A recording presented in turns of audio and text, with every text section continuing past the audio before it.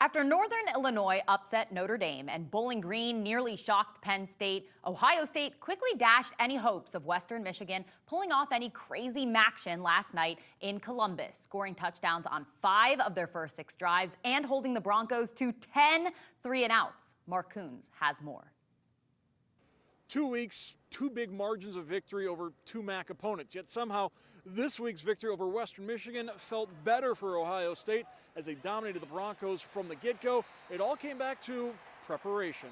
You know, we practice strong and physical and have good intent. And, you know, we had a good Tuesday, had a really good Wednesday. And so, I felt like we were about to kind of come into a game where we were going to dominate like this. I did. I just kind of had that feeling going into the game. It's fun. You know, it's a lot of fun when the offense is scoring touchdowns. We're getting 3-and-outs, you know, going back and forth, putting a lot of points on the board. So I think it was great. Western really only threatened to score once, missing a long field goal in the first quarter as the Silver Bullets were eager to finally get a shutout.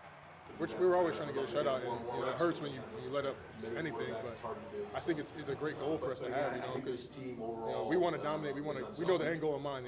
The goal right now is not to just win game 2. Like, we want to get to the end and win everything. So that standard that we set right now is super important for that. I didn't even realize it had been since 2019. I was surprised. I didn't know that. Cody told me right after the game. So it definitely feels good. I mean, I think with the defense we have, we should have some more shutouts this year as well. You know, being in our 3rd year here and coaching the Oles, you know, we knew that.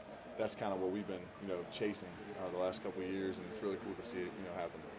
And, you know, we think that we got the guys. We know we got the guys to do it. So to get that first one was great, but I hope we got a couple more. Offensively, Buckeyes' O-line showed improvement as Ohio State scored 5 touchdowns on the ground. Quinshon Judkins leading the way, 108 yards rushing, 2 TDs.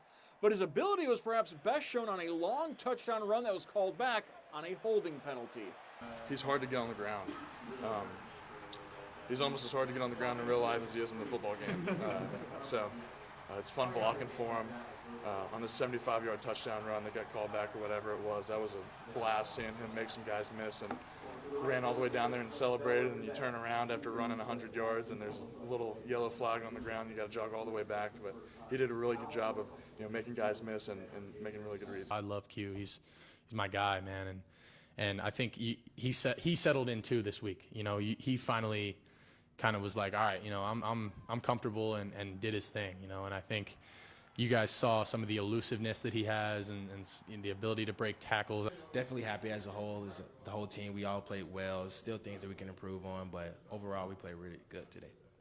So Ohio State has next weekend off, but they're not calling it a week off. They're not calling it a bye week. They're calling it improvement week, as the next opponent is Marshall right back here in the Horseshoe. In Columbus, Mark Coons, BCSN.